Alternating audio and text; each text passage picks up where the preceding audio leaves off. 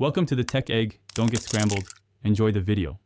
You start by placing the scale on a hard, level surface so readings are consistent.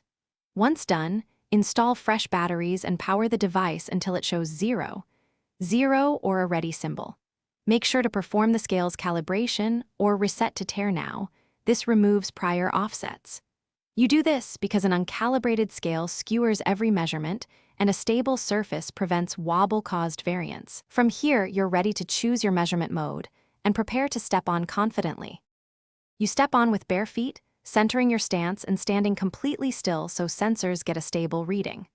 Once on, breathe normally and keep posture upright. Shifting weight alters results.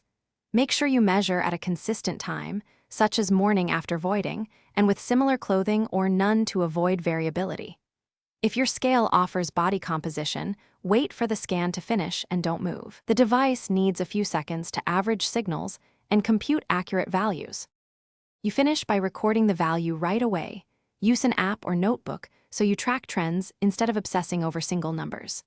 Make sure to clean the contact pads gently and replace batteries when the display dims or readings drift. If you encounter erratic or wildly changing results, re-level and recalibrate the scale, then test it on another hard surface to isolate location issues. If the problem persists, consult the manual or contact support. Most issues stem from surface, battery, or Thanks for watching. Consider subscribing if I helped unscramble your problems.